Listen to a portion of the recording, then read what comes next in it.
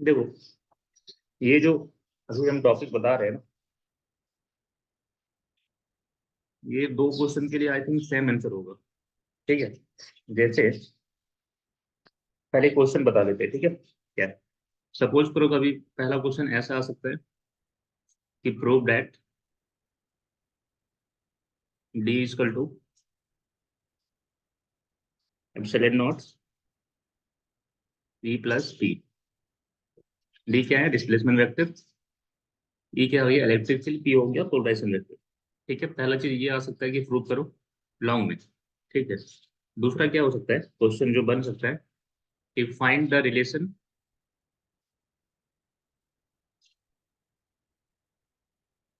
Find the relation between electric displacement, relation between electric displacement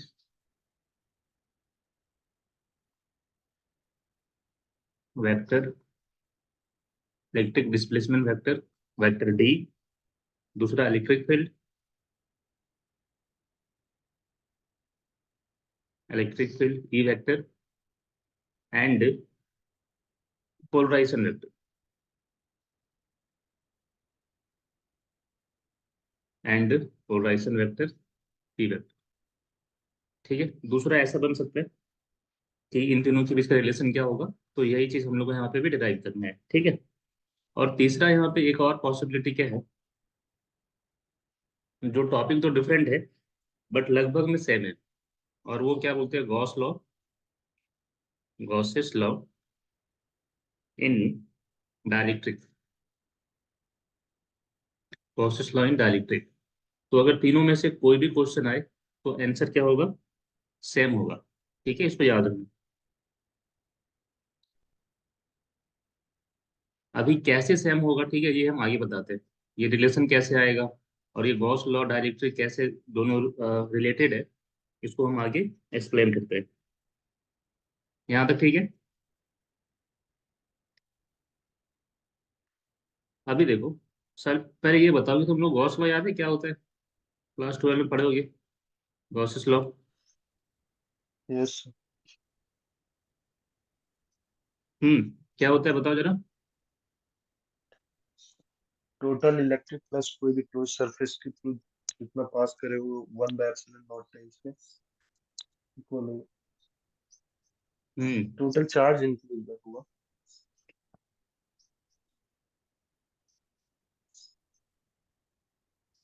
मतलब net flux equal to कितना होता है? Q enclosed by epsilon naught. ε0। यही है ना? चलो ठीक, देखते हैं अभी आगे।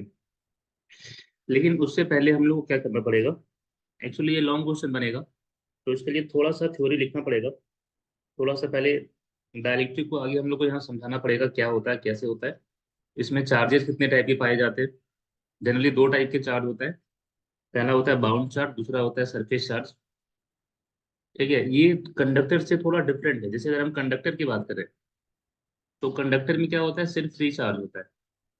ठीक है, कंडक्टर में क्या होता है, हमारे पास सिर्फ फ्री चार्जेज होता है बस। ठीक है। लेकिन अगर हम डाइलेक्ट्रिक की बात करें तो वहाँ पे दो टाइप का चार्ज पाया जाता है, बाउंड चार्जेस। वहाँ पे दो टाइप का चार्ज रहेगा। ठीक है, एक रहेगा सरफेस चार्ज डेंसिटी और एक वॉल्यूम चार्ज डेंसिटी, जिसको बोलते हैं बाउंड चार्ज। तो इन सब को पूरा एक्सप्लेन करते हुए, ठीक है, पहले हम इसको लिखते हैं अच्छे से, जैसे एग्जाम में लिखना है वैसे, और कुछ फिगर वगैरह ड्रॉ करते हैं, फिर जो इसका डेरिवेशन है, ठीक है, वहां पे आते हैं कितने टाइप के चार्जेस होते हैं, फिर गॉस लॉ क्या होता है, वो सारा कुछ। ठीक है। तो सबसे पहले ये है क्या, इसको लिखना कैसे है, इसको स्टार्ट करते हैं। तो पहले टॉपिक का नाम क्या देना, ये क्वेश्चन ही दे दो। ठीक है, हम यहाँ पे आंसर लिखते हैं। तो इन तीनों में से कोई भी आएगा तो आंसर क्या होगा, ये देखो।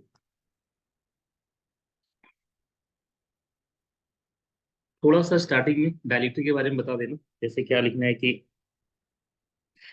शॉर्ट में लिखना है, बहुत लंबा नहीं। Dielectrics. Dielectric are those insulators. Dielectric वैसा इंसुलेटर है जो इलेक्ट्रिक फील्ड को रिस्पॉन्ड करता है, मतलब दो insulator which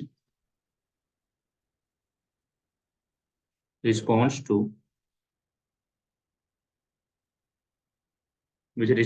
to external electric field. ठीक है, रिस्पॉन्ड कैसे करता है ये पहले भी बता चुके हैं हम।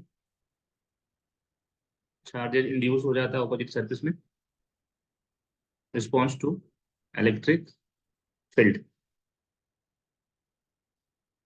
चलो थोड़ा सा लिख ही देते, देखो। When a dielectric material when a dielectric material is placed in an external electric field, in an external electric field,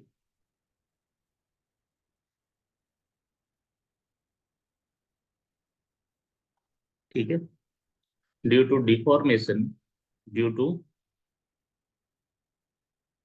deformation और रीओरिएंटेशन और reorientation of molecules, reorientation of molecules, net dipole moment is induced in the material. Net dipole moment, कैसे dipole moment बनता है ये पता होगा, ये पहले बता चुके हैं, किसी को डाउट तो नहीं है ना इस पे। Net dipole moment per unit volume,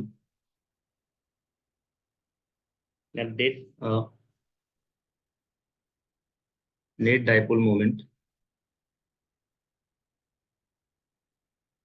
is induced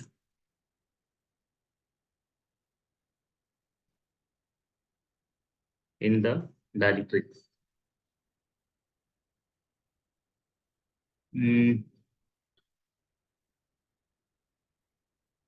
Induced in the dielectric, ठीक है। क्या हुआ, कोई कुछ बोल रहा है?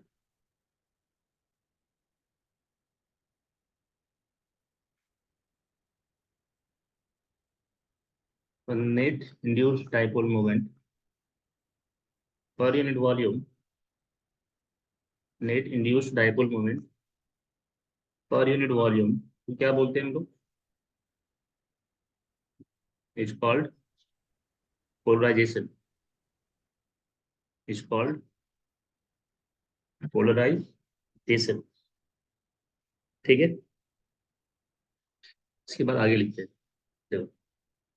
The net effect of polarisation,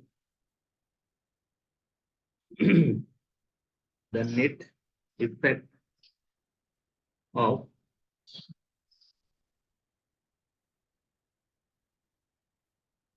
polarization is to create is to create surface charge density, is to create surface charge, is to create surface charge density and a bound volume charge density and bound volume charge density, volume charge density inside volume charge density inside the dielectric material, inside the dielectric material, यहाँ तक ठीक है।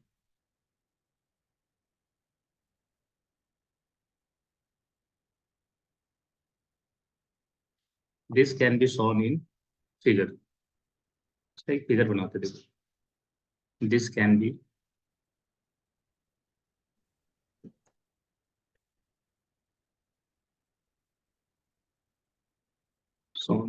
In figure. अभी देखो, जो चीज हम बताना चाह रहे हैं उसके लिए हम ले लो। In absence of electric field हमारे पास जो डाइलेक्ट्रिक मिलेगा वो कैसा रहता है? In absence of electric field जो भी तुम्हारे पास एटम्स रहेगा कुछ ऐसा मान लेते हैं। ये नॉन पोलर है, ठीक है, पोलर वाला नहीं है, ध्यान रखना। यहाँ पे प्लस माइनस एक साथ इंड्यूस्ड है, इंड्यूस्ड नहीं है, कोइंसाइड किया हुआ है। Plus minus, plus minus, plus minus और ये प्लस माइनस। ठीक है, यहाँ पे इलेक्ट्रिक फील्ड कितना है? जीरो। अभी तक कोई भी इलेक्ट्रिक फील्ड हम लोग नहीं दिए हैं, और इलेक्ट्रिक फील्ड नहीं दिया तो डायपोल मोमेंट क्या है यहाँ पे?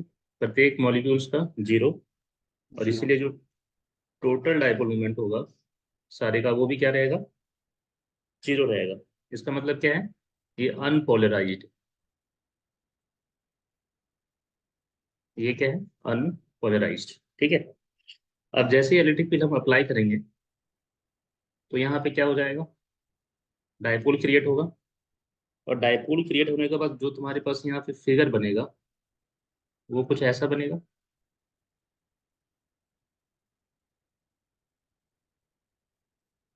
ये सबको याद होगा पहले से, आई थिंक। ये कैसे बना ये पता है ना सबको? प्लस चार्ज, इलेक्ट्रिक फील्ड हम इधर अप्लाई किए तो प्लस चार्ज इधर रहेगा, माइनस चार्ज इधर शिफ्ट हो जाएगा, डी फॉर्म हो जाएगा। ये माइनस और ये प्लस। ये इलेक्ट्रिक फील्ड के देने के बाद हो रहा है, ठीक है, ध्यान रखना उसको। चलो, ठीक है। तो यहाँ पे जो डाइपोल मोमेंट है एटम्स का, इंडिविजुअल एटम्स या फिर मॉलिक्यूल्स का, वो जीरो नहीं है, कुछ ना कुछ है। ठीक है। और अगर डाइपोल मोमेंट कुछ ना कुछ है तो पोलराइजेशन भी होगा यहाँ पे। क्या? Polarization is equal to summation of dipole moment per unit volume is not equal to zero. ये भी क्या है? कुछ ना कुछ पोलराइजेशन भी मिलेगा हमको। और जो पोलराइजेशन होगा वो डायरेक्टली प्रोपोर्शनल किसके होगा? इलेक्ट्रिक फील्ड के होगा। ठीक है, ये भी हम लोग देख चुके हैं यहाँ पे। उसके बाद देखो दो चीजें आती है कि दो टाइप का चार्ज मिलता है। ठीक है, एक सरफेस चार्ज और एक वॉल्यूम चार्ज डेंसिटी। यहाँ पे हम मेंशन किए थे, ध्यान दो कि दो टाइप का चार्ज है। Polarization is to create surface charge density, और दूसरा क्या है? Bound volume charge density. दो टर्म है। तो जो वॉल्यूम चार्ज डेंसिटी की बात कर रहे हैं, जो बाउंड है यहाँ पे, उसका कहने का मतलब ये हो रहा है, ठीक है, कि जो अंदर जो चार्जेस है ना ये वाला, ठीक है, इसमें कोई चार्ज है या नहीं है, इसको बोलते हैं बाउंड चार्ज डेंसिटी। इसका हम फिगर एक रफली एक और इधर फिगर बना रहे हैं, ध्यान दो।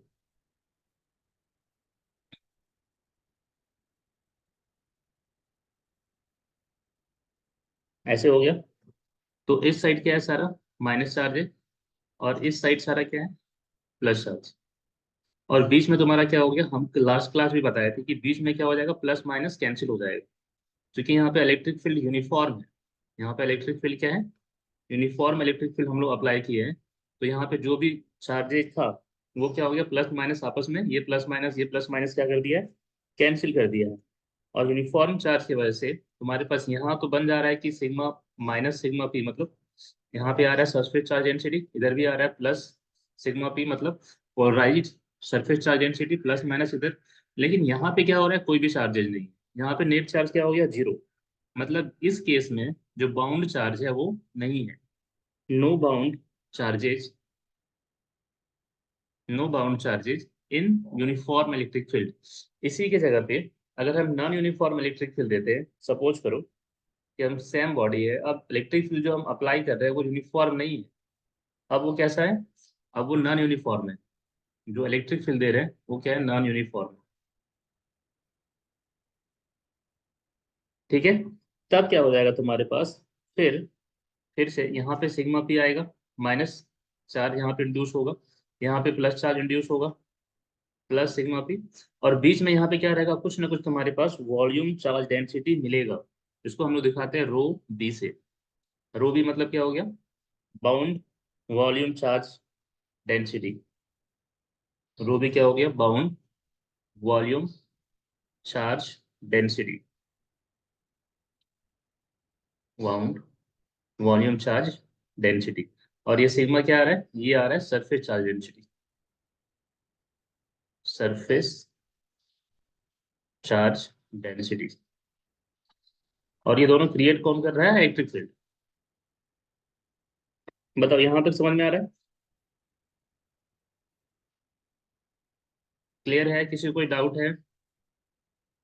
एग्जाम में अगर ये क्वेश्चन आता है तुम लोग इसको बना सकते हो, इतना कुछ मार्क्स उस बहुत कम कटेगा, जो भी चेक करेगा ना लगेगा हाँ लिखा हुआ तो है अच्छे से। ठीक है आगे बढ़े। Yes sir. यस चलो ठीक है, अभी देखो एक लाइन थोड़ा सा और लिख लेते हैं यहाँ पे, dielectric material is polarized. Dielectric material क्या हो गया, पोलराइज्ड हो गया। डाइलेक्ट्रिक मटेरियल इज पोलराइज्ड, ठीक है, with polarization vector, with polarization vector, with polarization vector in the direction of electric field, in the direction of electric field. इधर electric field है उधर ही पोलराइजेशन वेक्टर का भी डायरेक्शन है, in the direction of electric field. अभी हम देखो जो दो चार्ज की बात कर रहे थे ना, उसको हम जरा यहाँ पे लिखते हैं, उसका फॉर्मूला क्या हो सकता है। सबसे पहले जो इंड्यूस्ड सरफेस चार्ज डेंसिटी है, induced surface charge density,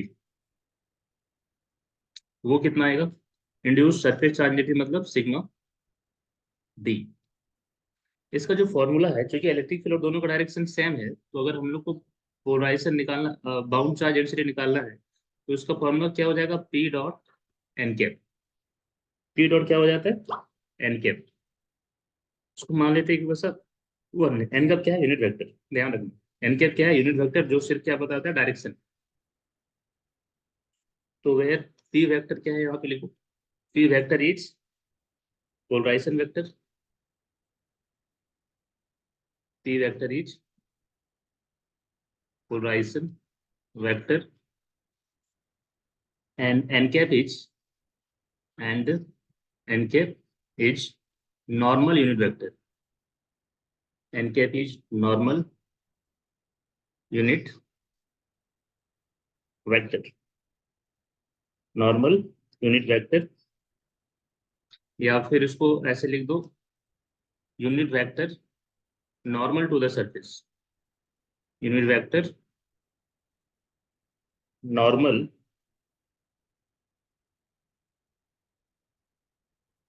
normal to the surface, मतलब उसके परपेंडिकुलर होगा बस surface.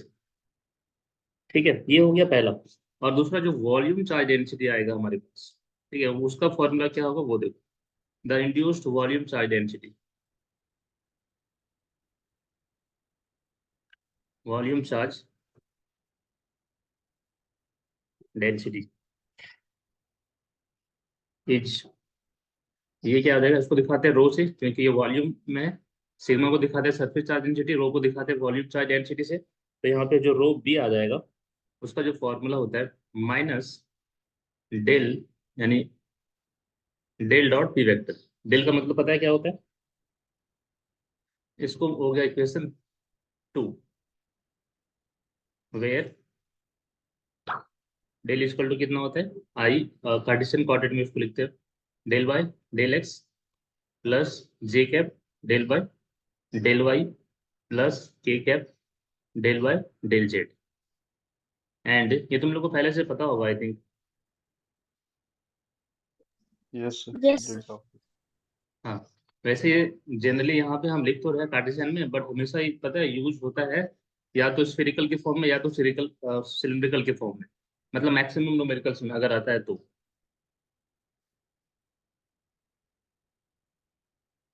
Where P vector is polarization vector. ये दो चार्जेस है जो यहाँ पे हम लोग देख रहे हैं, ठीक है। अब देखो बाउंड चार्ज का यहाँ पे ये खास बात क्या है कि ये डॉट प्रोडक्ट ये यूनिट वेक्टर है, ठीक है। मतलब अगर जिस अगर ये सरफेस हो गया तुम्हारा, ठीक है, इसके परपेंडिकुलर में जो वेक्टर है और यहाँ पे चार्ज इंड्यूस है, तो तुमको यहाँ पे सिग्मा मिलेगा, सिग्मा इक्वल टू टी। दोनों का डायरेक्शन अगर सेम है, अगर पोलराइजेशन भी मान के चलो आई कैप की ओर है और नॉर्मल वेक्टर भी क्या है आई कैप की ओर है, तो ठीक है, डॉट डॉट वन हो जाएगा, सिग्मा इक्वल टू क्या मिलेगा, पी वेक्टर मिलेगा, ठीक है। लेकिन अगर आई को हम जे के साथ ले लेंगे, ध्यान रखना इस चीज को, कि अगर एरिया वेक्टर या फिर जो एन कैप है वो जे की ओर है और पोलराइजेशन अगर आई की ओर है, तो जो सरफेस चार्ज डेंसिटी मिलेगा वो क्या मिलेगा, जीरो मिलेगा, ठीक है। इसका ध्यान रखना, ये कभी अगर वैसा किसी सिचुएशन आता है तो वहां पे यूज होगा, अभी नहीं होगा, अगर आ जाता है तो बस उसका सिर्फ ध्यान रखना बस। चलो आगे बढ़ते हैं। अब आते हैं गॉस लॉ पे। गॉस लॉ पे मतलब फॉर्मूला क्या होता है? Now Gauss's law, Gauss law in presence of dielectric, या पहले लिखते हैं Gauss law in absence of dielectric, ठीक है, उसके बाद लिखते हैं presence. Gauss law in absence of dielectric क्या हो जाएगा?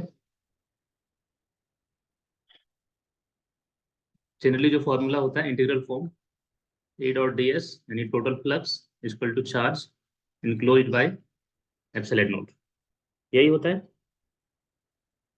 किसी भी कंडक्टर में जो चार्जेस होता है वो यस। फ्री इलेक्ट्रॉन्स या जो भी इनक्लोज होता है हम लोग यहाँ पे वो लेते हैं, ठीक है। लेकिन डाइलेक्ट्रिक की जब बात करेंगे तो यहाँ पे दो टाइप का चार्जेस है, ठीक है। तो इसको हम लोग ऐसे लिख सकते हैं, एप्सिलॉन नॉट इधर को ले आते और E dot D S equal to charge enclosed, ठीक है।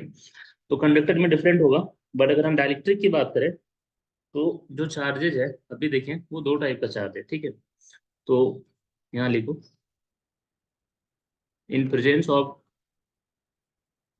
डाइलेक्ट्रिक, जैसे हम डाइलेक्ट्रिक को यहाँ पे इंट्रोड्यूस कर रहे हैं, ठीक है, तो चार्ज इनक्लोइड जो आ जाएगा तुम्हारे पास, ठीक है, वो दो टाइप का होगा। क्या क्या होगा? तो surface charge, surface charge plus volume charge, दो टाइप का मिलेगा। तो सर जनरली इसको हम लोग डिवाइड करते हैं दो इस टाइप से।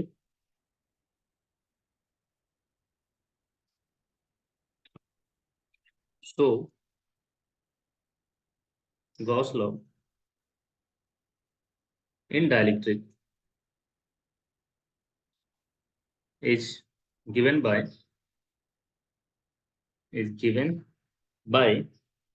क्या आ रहा है ये ध्यान दो, epsilon naught integral E dot D S. अब यहाँ पे दो टाइप ऑफ चार्जेस में क्या आएगा, ध्यान दो। पहला जो है वो है फ्री चार्ज, क्यू एफ जो आ रहा है, दूसरा क्या है, bound charge, Q into D. Free charge और क्या आ रहा है, बाउंड चार्ज, ठीक है। तो वेयर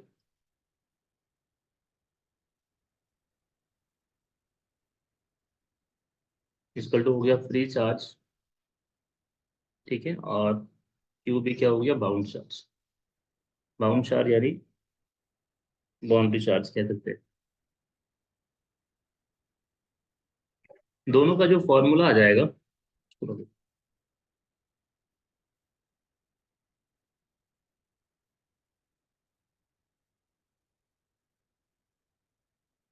ठीक है, देखो क्यू एफ इक्वल टू जो फॉर्मूला आएगा वो इंटीग्रेशन आ जाएगा इन टर्म्स ऑफ वॉल्यूम लिख रहे हैं, ध्यान देना, ठीक है। इक्वल टू रो, रो क्या हो गया, चार्ज डेंसिटी, तो फ्री जो चार्ज डेंसिटी है वो इंटू डी वी, और दूसरा क्यू बी जो आ जाएगा वो तुम्हारे पास क्या आ जाएगा, इंटीग्रेशन ऑफ वॉल्यूम इंटीग्रेशन, और फिर ये volume bound charge density into D V. ये कैसे होता है पता है? उससे पहले इसको इक्वेशन 3 मान लो और ये इक्वेशन 4 मानो, इसको इक्वेशन 5 मान लो। सर इक्वेशन 4 और 5 थोड़ा फिर से एक्सप्लेन कीजिए। देखो जनरली रो मतलब क्या होता है, रो मतलब वॉल्यूम चार्ज डेंसिटी। तो अगर हम रो वॉल्यूम चार्ज डेंसिटी ले रहे हैं तो फॉर्मूला क्या हो जाएगा, चार्ज बाय वॉल्यूम, ठीक है। तो क्यू को क्या लिखेंगे हम लोग, क्रॉस मल्टीप्लाई करते हैं, रो इंटू वी लिख सकते हैं। तो इसी को जब हम लोग इंटीग्रेशन के फॉर्म में लिखते हैं तो क्यू को क्या लिखेंगे, integration of rho into D V, integration of rho into D V. Integrate करेंगे तो वापस वॉल्यूम आ जाएगा यहाँ पे, यानी रो इंटू वी आ जाएगा, तो ये चीज वापस आ जाएगा ना। तो इंटीग्रेशन इंटीग्रल फॉर्म में लिखने का ये तरीका है। जब चार्ज को हम लोग लिखते हैं तो क्या लिखते हैं, integration of rho into D V, और यहाँ पे वी मतलब वॉल्यूम इंटीग्रेशन कर रहे हैं, इसलिए वी का सिंबल दे दो नीचे। समझ में आ रहा है? Okay sir. चलो ठीक है, अब हम जरा सा इसमें आगे बढ़ रहे हैं। ठीक है,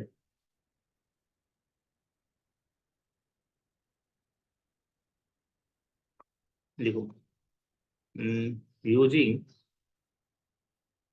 equation 2 in equation 5, using equation 2 in equation 5 we get, equation 2 याद है क्या था?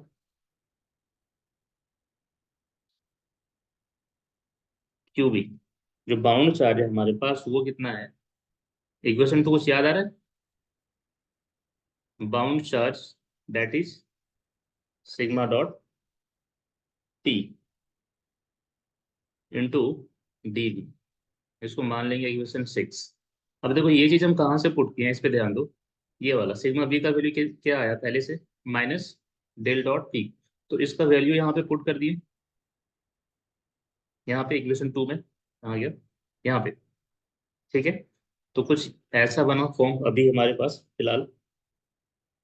Now again 4 and 6 in equation 3, अब हम लोग क्या करेंगे, put now putting equation 4 and equation 6 मतलब ऊपर वाला, इन इक्वेशन 3 मतलब गॉस लॉ में पुट करेंगे। ठीक है, इन इक्वेशन 3 वी गेट, तो यहाँ पे क्या आ जाएगा जैसे ही गॉसेस लॉ में इसको हम पुट किया, मतलब epsilon not integration of E dot D S, ठीक है, इज इक्वल टू, तुम्हारे पास दो टाइप का चार्ज था वहाँ पे, तो पुट करने के बाद पहला मिलेगा ये free charge density rho into D V, और दूसरा जो बाउंड चार्ज आया ये वाला, इसको जब पुट करेंगे तो आ जाएगा माइनस वॉल्यूम चार्ज डेंसिटी, ठीक है, del dot P, del dot P vector into D V, ये आएगा। चलो यहाँ तक सही है, इसको मान लेते हैं हम इक्वेशन 7। अब तुम लोगों को गॉस डाइवर्जेंस थ्योरम याद है?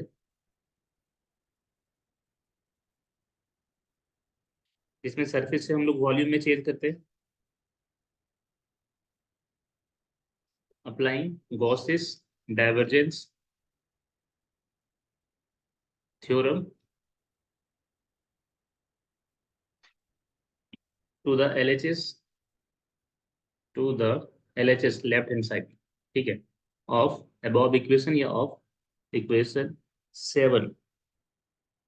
ठीक है, याद है या नहीं है एक बार बताओ। तो यहाँ पे क्या आ जाएगा, इंटीग्रेशन ऑफ, यहाँ पे जो सरफेस इंटीग्रेशन था वो वॉल्यूम में चेंज हो जाएगा, वॉल्यूम इंटीग्रेशन, ठीक है, del dot E into D V equal to कितना आ जाएगा, यहाँ पे फिर जो था बाकी यहाँ पे सेम कॉमन लिखेंगे, rho into F into D V minus del dot P into D V. ये समझ में आ रहा है कैसे हुआ, यहाँ से यहाँ ये कैसे चेंज किए, समझ में आ रहा है नहीं आ रहा है? यस आ रहा है ना, Yes, Gauss sir. Divergence theorem याद होगा कि सरफेस इंटीग्रेशन को कैसे हम लोग वॉल्यूम इंटीग्रेशन में चेंज करते हैं, that is total flux equal to divergence of electric field, जो स्टेटमेंट था गॉस डाइवर्जेंस थ्योरम का वो याद रखो। ठीक है, अब इसको हम इधर लेके आते हैं, ये जो पार्ट है इसको राइट साइड लाते हैं, तो क्या आ जाएगा, ध्यान दो इधर, ये हो गया volume integration epsilon naught epsilon del dot ये आ गया, ठीक है, इसको अंदर ले जाते हैं डी वी, और फिर इधर आ जाएगा volume charge density into rho B, rho B को यहाँ पे हमने क्या लिखा था, del dot P, del dot, ये डॉट है ध्यान देना, del dot P vector into D V equal to integration of rho into D V, rho मतलब ये फ्री चार्ज डेंसिटी। ठीक है। चलो अब देखो दोनों में वॉल्यूम इंटीग्रेशन है, क्या दोनों को एक साथ ऐड कर सकते हैं हम लोग?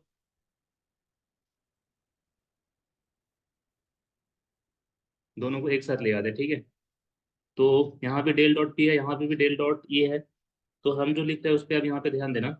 डेल डॉट क्या है, इसको ऐसे लिख सकते हैं, epsilon naught E plus P vector into D V is equal to कितना आ जाएगा, volume charge density rho into F into D V. मतलब ये स्टेप समझ में आया। एप्सिलॉन नॉट यहाँ ई से मल्टीप्लाई कर दिया, कांस्टेंट है, और ये क्या है, दोनों में डेल डॉट ई है, डेल डॉट पी है, तो डाइवर्जेंस का जो प्रॉपर्टीज होता है ए प्लस बी, उसके अकॉर्डिंग दोनों से हम इसको कॉमन ले लिए, और यहाँ पे कितना आ गया, epsilon naught E plus P vector, और डी भी दोनों में था, तो दोनों को एक साथ कॉमन लेके बाहर निकाल लिए, और इधर जैसा है वैसा ही रहने दो। समझ यस में आ रहा है? Yes yes. चलो अब देखो इसको, ये जो टर्म आया है इसका एक नाम है जिसको क्या बोलते हैं, डी। यानी अभी जो फॉर्म आ रहा है डेल डॉट डी, ठीक है, ये वाला into D V equal to क्या हो रहा है, volume charge density rho into F into D V. दोनों तरफ वॉल्यूम इंटीग्रेशन है, तो वॉल्यूम वॉल्यूम क्या हो जाएगा, कैंसिल हो जाएगा, या फिर इसको इधर ले आते हैं, ऐसे कैंसिल कर दें, या चलो एक स्टेप बढ़ा देते हैं, छोड़ो। Del dot D vector minus rho into F, ठीक है, into D V equal to zero. ये हो गया। अब देखो डी वी तो कभी जीरो हो नहीं सकता है, तो जीरो क्या होने का पॉसिबिलिटी है यहाँ पे, यानी ये जो तुम्हारे पास डेल डॉट डी है, this minus rho F equal to क्या हो जाएगा, जीरो, और यहाँ से del dot D equal to क्या आ जाएगा, रो इंटू एफ, ठीक है। ये जो टर्म आ रहा है, ध्यान देना, ठीक है, ये जो टर्म है इसका एक इक्वेशन का नाम दो पहले। कितना लिए थे अभी तक इक्वेशन, 7, 8 लिए थे, ठीक है, 8। इस इक्वेशन को क्या बोलते हैं, equation 8 is differential form, 8 is differential form of Gauss law, differential form of Gauss's law in dielectric, in dielectric, ठीक है।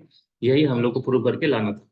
और इंटीग्रल फॉर्म क्या हो जाएगा, इंटीग्रल फॉर्म ये आ जाएगा तुम्हारे पास, ध्यान देना, गॉस लॉ का जो इंटीग्रल फॉर्म है वो क्या आएगा, ये आ जाएगा, डिफरेंशियल फॉर्म ये आ जाएगा। और ये जो टर्म यहाँ पे हमारे पास आ रहा है ना, ठीक, ध्यान दो, वेयर डी इक्वल टू क्या है, D displacement vector, D equal to epsilon naught E plus P vector, ठीक है। इसको हम लोग क्या बोलते हैं, इसको मान लो इक्वेशन कुछ मान लेते हैं अभी भी एक बार, 9, ठीक है, is known as D equal to epsilon naught plus P is known as electric displacement vector, is known as electric displacement vector, is known as electric displacement vector, ठीक है। तो ये रिलेशन ये भी आ गया हमारे पास, अभी यहाँ पे प्रूव हो गया। और ये जो गॉस लॉ है इन डाइलेक्ट्रिक, ये भी यहाँ पे वेरीफाई हो गया, ठीक है। फिलहाल हम लोग को इतना ही करना है यहाँ पे। अब एक कंडीशन बताते हैं कि ये जो रिलेशन यहाँ पे आया हमारे सर पास, ये इक्वेशन 9 कहाँ से है?